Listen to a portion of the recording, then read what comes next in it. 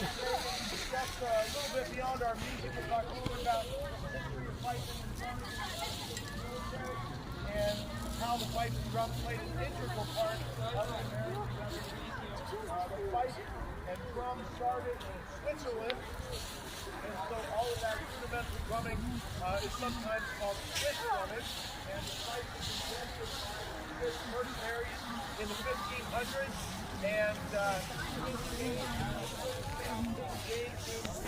it is, you know, the King James Version of the Bible, and fighting the fight so much in England that he banned it. It wasn't reintroduced into and Shakespeare wrote about the fight as a vile and shrill, piercing instrument. So it was not necessarily a great and beautiful instrument, but it was used in the military because a good fifer is heard up to a mile away over gunfire. So the fife is a pretty, talk about the fife first. Actually, I'll tell you a little bit about the history. So during the Revolution, every company of soldiers, there was 100 or about 100 soldiers in each company. The Continental Congress, stationed right here in York, mandated that one fifer and one drummer be assigned to each company of 100 men. And their job was to control the activities of the day, control the activities on the battlefield movement, and to generally keep the morale of soldiers during the Revolution up and keep them entertained as well as their function as... So what was it like to turn an unruly bunch of men into the fighting force that we know of today? It was very satisfying to see how quick they were to learn. They only had one peculiar quirk. In Europe, you say to the soldier, do this, and he does it. In this country, you have to say, this is the reason why you have to do this thing. Then they do it, but they have to know why. They grew up in an atmosphere of freedom, so they have questions, they want to know. We tell them, so that was it. They were courageous, they were strong, they were patriotic, and they didn't know their right feet from their left feet, so we had to teach them all the basic things that any English soldier or Hessian soldier knows after 1 week. But they learned quickly, and they proved themselves to be very capable fighters. So it was very satisfying. So if you don't know, may you introduce yourselves first. I am Major General Wilhelm Friedrich Gerhard Rudolf Augustin the Baron von Steuben. So Steuben. Okay. He's the father of the modern American Army. Well, I had something to do with it anyway. Yeah. Well, as we were taught in the military. Comfort to know that you are appreciated in your own time. Yes. I was here because I needed the job. Oh, really? The 7 Years' War was over, and we were all out of work. Benjamin Franklin said there's a perfectly good war going on over here, and they need somebody with your expertise. So I came. And I taught the young men how to be soldiers, and they taught me how to be a patriot. So, like, with our military, would you have had to purchase your commission as well? Well, no, I volunteered. That's what I was doing in York, to meet with Congress who were hiding out here, and volunteered to serve as a volunteer until I proved myself, my worthiness. So they liked the sound of that and sent me off with a letter to General Washington in Valley Forge, and that's where I showed them what I know, which was everything.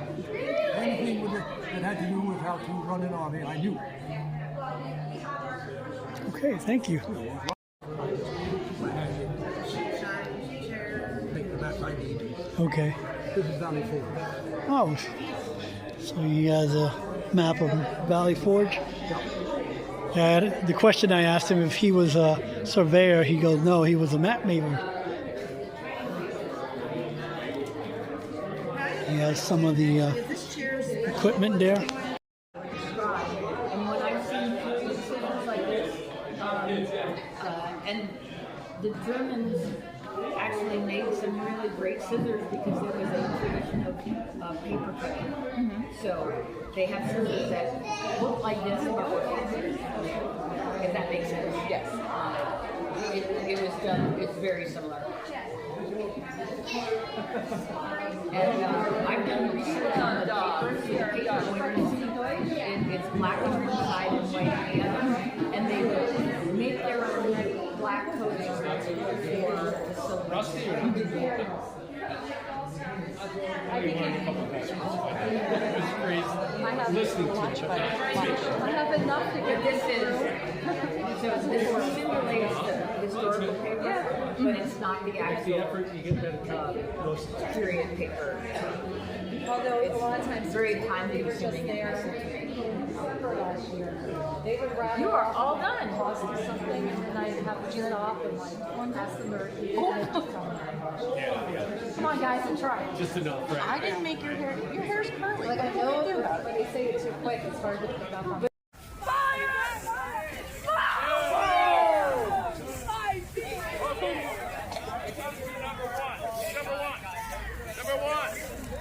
Number one. You have to stick by this wall. At the bottom of your stick, you got to go through the bike. Side the girl, get out of here, no business. People left the side, carry that. Go from here.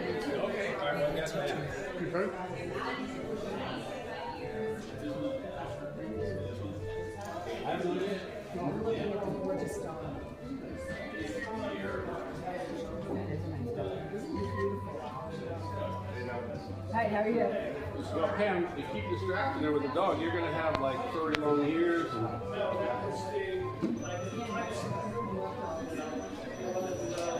This must have been what it was like sitting for what is that? Sitting for a silhouette. No, this is, you're having a silhouette.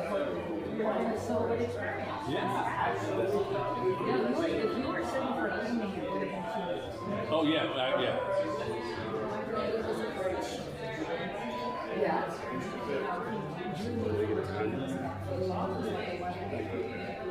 Oh, that's wonderful.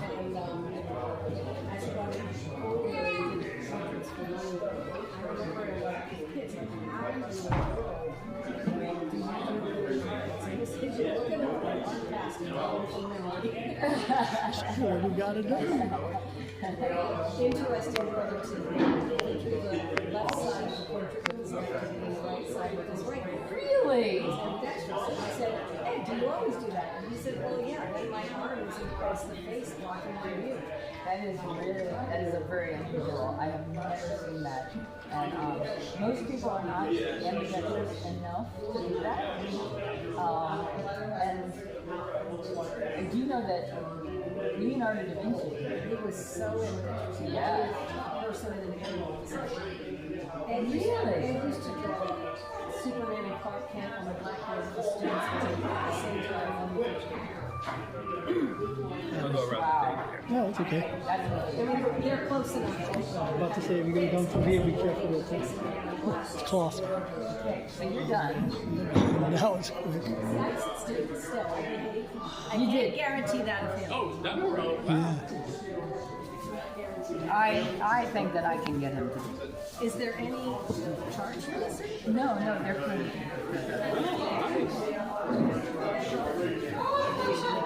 Okay, so sir, let's see. Excuse me. Excuse me? I want to get a picture of this thing right here. So that was the cut freehand with scissors without drawing the machine.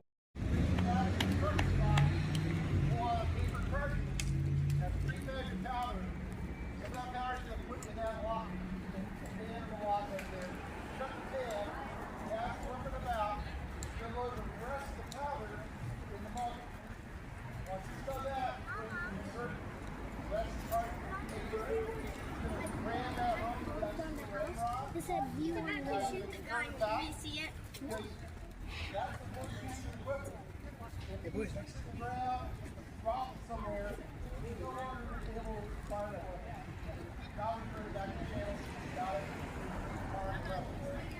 Alright, so now you go back shoulder and toes and fire. Hey, ready! He's going to bring up the basket, he's going to bring the full cock. He's holding the foot, that foot is the jaw pad. He's going to take aim. fire. Smell a spark, keep off into the lock there. That's the switch. There's a spark. As long as you can, ignite the priming powder. That will return, ignite the big charge of the barrel, tiny hole in the size of the barrel. They keep from that first explosion, nice big charge, propels forward. All right.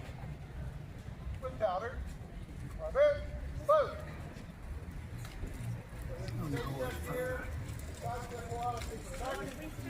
Light it off, top it off, powder inside. Put a little bit of on the pin to prime it. The rest is going to go to the muzzle barrel. It's going to insert the paper waddy. And ram that home against powder in the barrel. And then when he's ready, comes forward, don't he's ready yet. Hey, ready! Left and wait. Take A. Fire! Carlo! That's one muscle. One muscle. Alright? Then you got that artillery, horse, outdoors, officers yelling, screaming, men around you are falling down to get to the enemy. You want going on, right? That.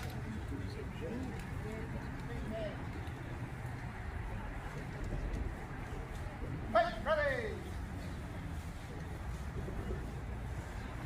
Left the blink. Okay. Fire! Fire See how the security of this really help you for firing weapons. So one of the issues is I say like the guy who works hard, being a mechanic, because this weapon is going to create a lot of grime with that black powder needs to be fired. It puts inside the barrel, so the food part of the lock. And that will stop cooking because of that grime. It's forming over top of the lock. Take it, ready. Left complete. Okay. Fire. Fire. Head cock, hand, shoulder. At the same time. What? Set. Fire. George Washington was at his death. Clear. Then we'll bring powder to the line here and we answer any questions you might have. So today, right that much sunshine. So what happens if you caught powders at the camp? You're on fire, right? Yeah. How you get to be married in summertime, right? Today where it's like. So let's see if we can go. See if we can go inside the colonial house here.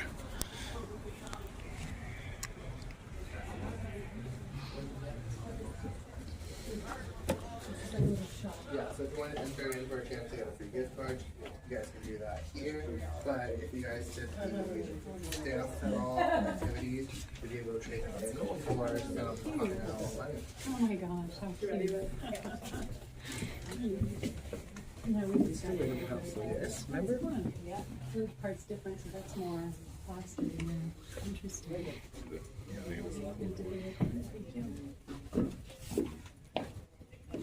So is it free to tour today? Yeah, so Okay.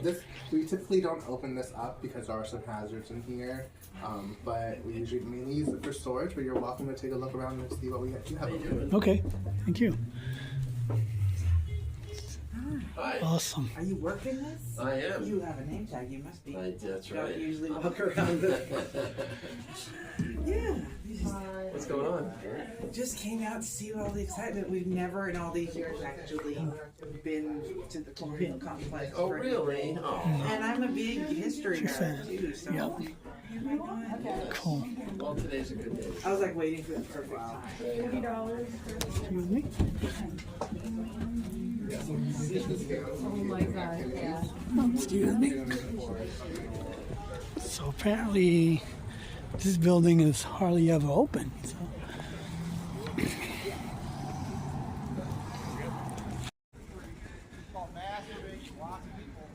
shoulder to shoulder, working in unison as a team. No, that's not bad. Don't press down. Just real gentle. Do number 8. Everybody's right-handed. That's right. One mouse gets by. Yeah. Real gentle. Pretty good.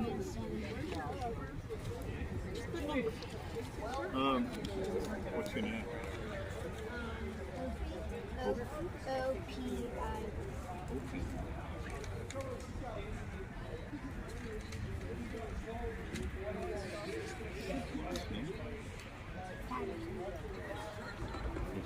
P-A-D-T.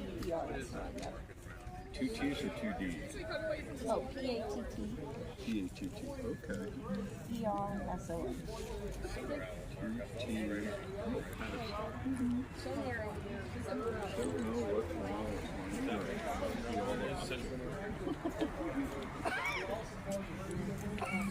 I love to write, and I hope one of these days I can find a kid to learn how to write with a fluid ink. Did you try the one inside? We did, yeah. I didn't want to crowd him, but he tried it. He did pretty good. There's a company that just does all kinds of calligraphy stuff, including Have you tried that store across the river? I do know they sell stuff like this because I've been in there once. Yeah, they have really I'm glad you mentioned that because I have family down there. So I'll send them on a mission.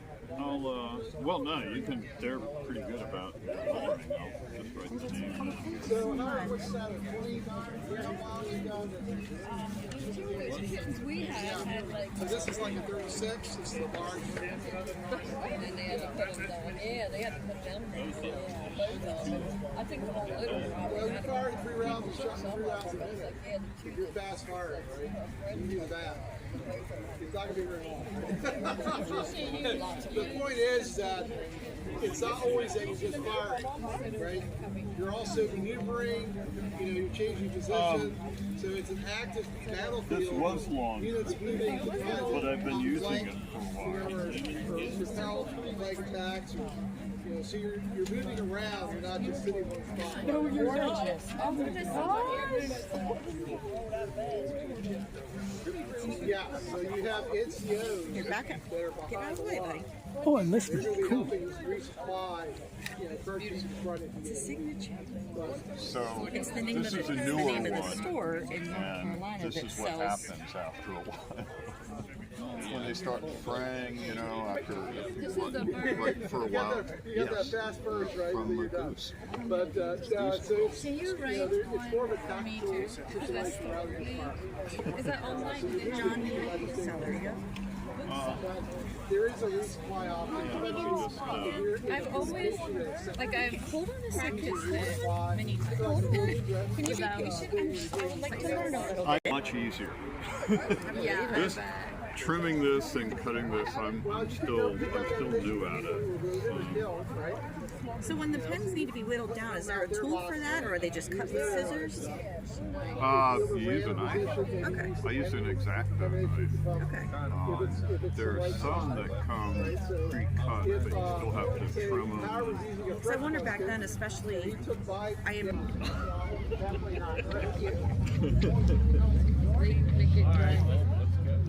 Oh, your handwriting is amazing.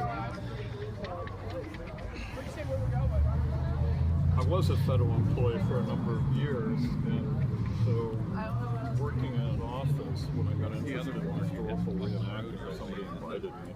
I got really interested also in just how did they run the Army as an organization. So you can find, of course, Google Books now and archive.org have many of the original texts available. So, Army regulations in 1863 is just, there are hundreds of forms, all filled out with pen and ink. So that's how I got interested in Still hundreds of forms. work the muskets. It's another to learn how to work the office part of the operation. Okay. Can you have a seat and then can I take your photo? Can I what? Take your photo. Yeah. Sure. Can you take a seat? Oh, he wants you to sit down. Okay. Yeah, I'd be glad to. Yes, have a seat. Not the- I mean, I've been taking your pictures for all day. This one. Can you look at the camera? Like, don't worry about smiling.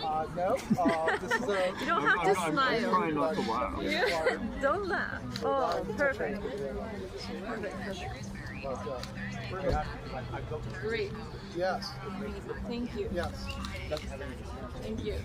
I wanted to enlist. You want to Enlist. I'm trying not to mess this up much. So we have some originals, but we only use those for like indoor displays and things. So anything that we're doing outside, especially inspiring huge reproductions of working reproductions. Now, well, I don't have a touch hole. So, that's right. So this is going to be going in an armorer who's going to basically drill a touch hole in it, and spring or that, and then it'll be able to operate. Yeah. I wanted to come out and show this because Beautiful handwriting, because males don't traditionally have great handwriting. We had chicken scratch pretty much, or doctor I was signatures. taught by nuns. There was a price to pay. Oh, So these were basically around 1700s. So, it's 30-some years ago, right? And so they were out of date. They were out of model. They had already moved on to new models. They were ready for the revolution. They could offer a second pattern, shorter and lighter weight. What was happening because of the connection with the French Revolution. So during the French Revolution, yeah, I'm not listening. You can do that. so they decided Learn from experience. The fire demonstration we just did. so basically the British decided to bring over weapons that are Oh, I didn't realize that was still alive. So I got splotches all over this. I hope you don't want. that makes it even look more kind of authentic too. Well, yeah. Sometimes that would have happened during those times, I'm sure. I have seen some paperwork. And he's left-handed too. You do? that's like 75 caliber. So basically the British patterns are using that 75 caliber as standard. Sure. It's precursor. It's heavy. All that. So this one here, he's carrying a French pattern musket. It's slightly smaller, 69 caliber. Okay. So Your name then? All that. My first name, Louis, L-U-I-S, Luis. And I'm going to spell my last name. Okay.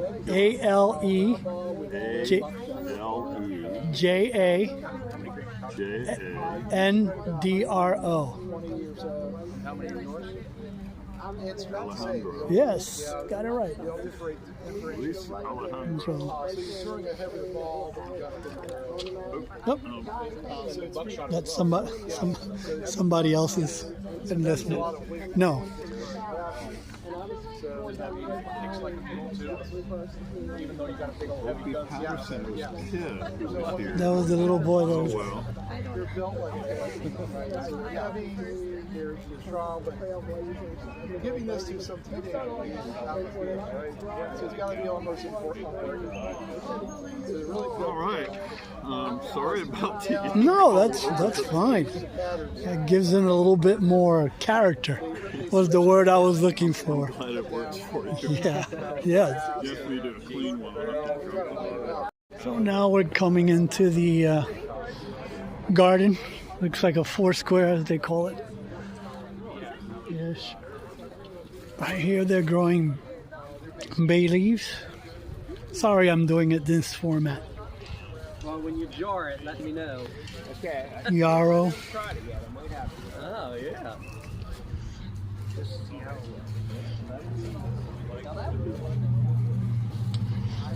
White yarrow, white rose, motherwort. Should be taking pictures of all these, what they're good for. Lovage, feverfew. Not sure what all these things are, but oh, sage, yeah. Used to ward off evil. Gooseberry, iris. No, iris is dead.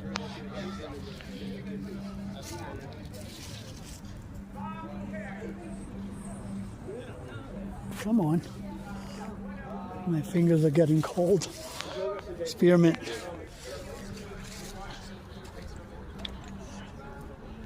Horseradish. Come on.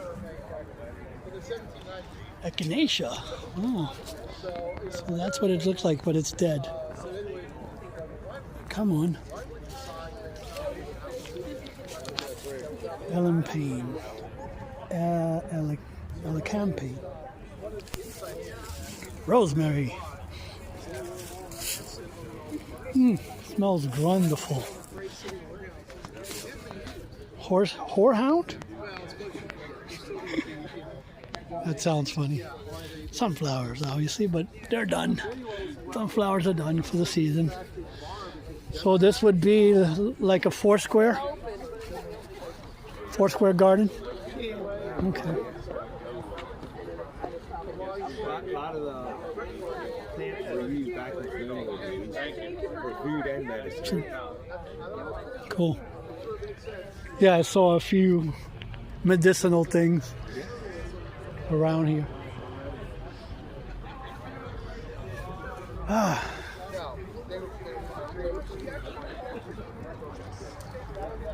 Let's see what else is. We'll use camel fat. Here you go, women. They're doing drills, I guess.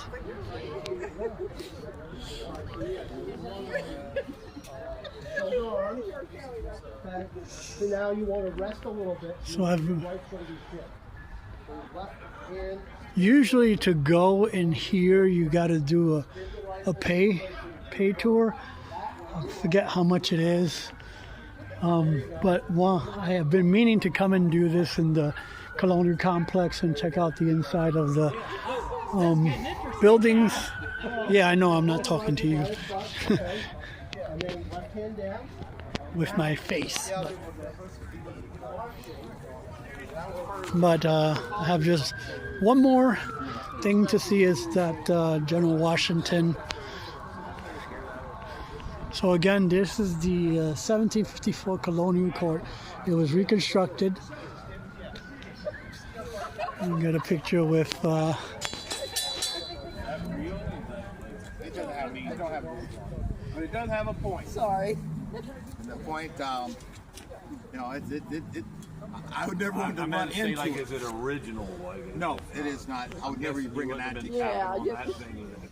Nothing I have is antique. It's all replica. It's functional replicas, but the replicas. So my name is, forgive my manners, my name is Edward Hector. I'm one of the many black soldiers that fight during the American Revolution. Approximately 3,000 to 5,000 people of color served the American cause. 7,000 to 10,000 served the British. Believe it or not, General Washington would be the general of one of the most integrated armies, all the way up until 1920, when Harry S. Truman would finally reintegrate the army for free. And that would take over 150 years to happen. Yeah, that long before he could be integrated again. General Washington would command at least 3 majority black regiments. One from Massachusetts, one from Rhode Island, and there would be a group that would come in from Haiti. From Haiti with the French and fight the Battle of Savannah and the Battle of Charleston. These units would make it a real contribution to our struggle for independence. Just real quick, I know you're on your way. So, up at Brooklyn Heights, we're losing every last battle up in New York. finally our backs up against the river at Brooklyn Heights. We're trapped. The next day, the British are going to close in. They're going to annihilate our army. They're going to capture this traitor Washington. We're going to be done. That's it. Finished. But under the cover of night, men row their boats up. They load the army into the boats. They take them across the river. They'll make that trip as many as 11 times that night. What people don't realize is that many of those men who are on the boat are black sailors from Marblehead, Massachusetts. There's going to be another battle going from down the pipe. The Battle of Yorktown. We would learn information from some of the spies, some of them black, that the British were going to Yorktown. We would surround them at Yorktown.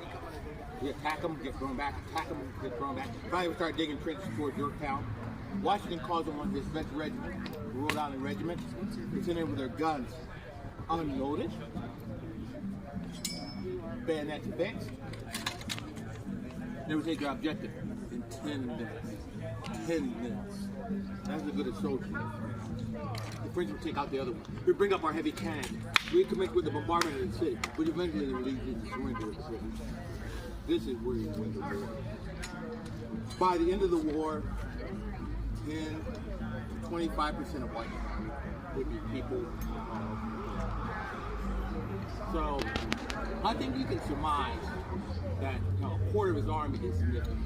And without that quarter of the army, probably we wouldn't have won the war at all. Or without Washington, if he had gotten captured up at Brooklyn Heights, we wouldn't have won the war. So you who are standing here today, enjoying the freedoms you're enjoying here today, are enjoying them in part because a lot of black people are willing to take, die, sacrifice for these people. Now, of course, not just us blacks. We're talking about Swedes, Irish, Germans. Just see, people don't realize that the power of a country is the fact that we are a diverse group of people. And we bring, that specialty of our diversity into the overall thing, which is what actually makes us a great country. So have you got, by the way, have you gotten to see General Washington? Oh, I'm burning up your time. Going over. He's over there talking right now. This gentleman is really good. I would highly just going over. Just hearing some of his talk. Okay? The Battle of Yorktown. Oh, before I tell you about that, did you know we had spies in the British camp? Did you know we have black spies in the British camp? One of which is a gentleman named James Armistead Lafayette. He adds Lafayette and out of the person he's spying for. He and other spies would hear information. The British are going to Yorktown. The British are going to Yorktown. They would smuggle the information out of the camp.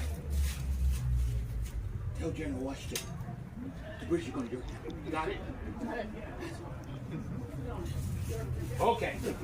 Eventually, good spies here. Eventually, they would get to Washington. They would make plans. They're going to surround the British at Yorktown. But Cornwallis, the leader of the British forces, this man is no fool. He builds fortifications around the outskirts of the city. Why, you wonder? Why, indeed. You see, he doesn't want us to bring our heavy cannons close enough to bombard the city. We have to take out 2 of those fortifications before we get close enough to use our heavy cannons. The first part of the battle doesn't go well. We attack a position, we get thrown back. We attack another position, we get thrown back. Finally, we start digging trenches towards Yorktown. Washington calls on one of his best regiments, the Rhode Island Regiment. They send in with their guns unloaded, bayonets fixed, and they would take their objective in 10 minutes. 10 minutes. That's how good soldiers these men are. The French would take out the other one. We'd bring up our heavy cannon. We'd commit with a bombardment of the city, which eventually would lead to the surrender of the British. This is where we would win the war. By the end of the war, 10 to 25% of Washington's army would be people of color. Now, you're probably sitting there thinking, well, Ned, that's fine and dandy, but what does that mean to me? That's a fair question. First of all, you got to realize General Washington does not win many battles. Out of 10 battles, guess how many he wins? 2 or 3. Now, you take away a quarter of his army. What do you think the chances of winning are now? Okay. Here's what it means to you. You who are here today, enjoying the freedom you're enjoying here today. are enjoying them in part because a lot of black people who went in the fight and died so that you might be free. Do you hear me? Do you hear me? Yes. You see, I think it's immoral when somebody pays the ultimate price with their lives only to be forgotten by those who's enjoying what that price bought. That's you. That's me. How'd you like to have somebody that you love dearly die for somebody else's freedom only to have them forgotten? My people were forgotten. Yes, I do feel very strongly about that. Now in schools, your children, they learn American history and they learn some African American history, right? But you know that some people believe these two have nothing to do with each other. Is that so? Thank you. God bless you. Yes. African American history is American history. And you know what? I don't care where your people come from. I don't care what your ethnic origins are. I don't care what your social background is. If you are an American, you share in African American history because these people helped you to be free. Now, please don't mistake what I'm saying. I'm not saying, hi, we blacks won the American Revolution all by ourselves. Am I saying that? No. Tell me, could we win it without the Irish? Without the Germans? The French? The Spanish? The Scottish? The Polish? Do you hear what I'm saying? It took all of us coming together to win our independence. Now there's a man that comes down the pike. He gets his arms around this concept. He comes up with a motto for our country. E pluribus unum. It's Latin. But even middle schoolers can figure it out. Pluribus, or plural. What does that mean? Many or more than one. Unum, uno. One. Roughly translated, it means the many that become one. Can you think of a better description of us Americans? Think about it. The Irish, the African, the German, the French, the Spanish, Scottish, Jews, Gentiles, men, women, combine to make one nation, one people, Americans, us. Our power has always been in our diversity. You know what? It always will be in our diversity. It's just a shame. It is just a shame that we don't appreciate each other the way that we really should. Do you hear what I'm saying? Do you understand what I am saying? That is what I want to be. That's what I want you to know. I want to thank you for staying with me. He's a hard act to follow. You did so well. But, yes. But I thank you so very much.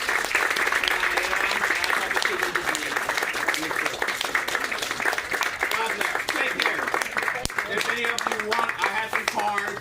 You're welcome to come up to me. I'll be glad to give you a card. It has some information about Ned Hector and a website that you can go and get more information. Oh, thank you. No, you're welcome. Oh, sure. Locals, so a lot of state garrison troops were in charge of camp security. So, like, for example, the British troops that are captured at Saratoga, they end up moving to Cambridge, they end up moving to Pennsylvania, I think they come to York, actually, and they end up down in Charlotte, Virginia, Charlottesville, West Virginia, and then eventually back up to New York. They are passed between various state garrison troops all the way down and then all the way back. So technically, I'm involved in the sense that there's control of those individuals, but they're oftentimes handled as the state's responsibility because the Continental Army's engaged in conflict in the field. So once we pass them over, it's no longer our job, it becomes the state's. When it comes to camp security, I don't know about York specifically, but I do know about Virginia. It's pretty harsh security. So they'd have sentries posted, there would be a line of demarcation that would be set out for the soldiers, like the men, so they have to stay within a certain area. And if they cross that area, they could be shot or wounded on sight. And it does indeed happen. There are several instances where during that circumstance in Virginia, where several British troops are baited over by state garrison troops, and then when they get too close to the line, they stop them. So there's a lot of enmity that goes on. The British troops, and this is partially my orders, I ordered that they're separated from their officers, and it is in direct response to the treatment of American prisoners by General Gage in Boston in 1775. The British, from day one, they do not consider officers of the line to be officers. They consider them in rebellion. So Gage and I go back and forth in letters. And again, Gage has been a friend for mine for 20 years. We fought together in 1755. I've known him very, very well. We go back and forth, and basically I demand that he treat my officers as officers and stop treating them as soldiers. And then he responds, I don't recognize any commission except for King's of England commissions. And my response to him is, then fine, and from this point forward, I will treat your officers the same way you treat mine. Hence the separation of officers and their men, and these kind of things. And his response is, well, if you do that, this is your fault. You did this. And I write back and say, no, history will remember. If there's any question, they'll look at these letters and they'll realize that you did this, I did this in response. So if you change how you treat us, I'll change how you treat your officers. So that was one of the things I definitely did. And there were petitions sent by British officers to me, including General Redazel, who's a German officer, petitioning for me to involve myself in these pieces. And I stayed out. I said, nope. When your officers start treating us, then I will recognize these things. But I tend to stay out of this.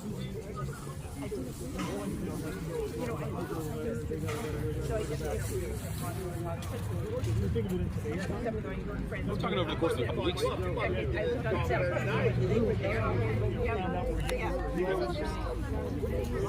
Good question. Thank you. Other questions? Thank you. So I hope you enjoyed your time with me here at the courthouse here in York City for Articles of Confederation Day. And I always enjoyed coming to historical events of any kind, as you know, and I had to come back again and visit and see. But probably be back again in 2 years for the 250th anniversary of the Articles of Confederation. So with that, I hope you enjoyed your time here with me. And like I always say, go create your own adventure, and I'll see you at the next location or historical event, or wherever have you. With that, I bid you a goodbye. Thank you.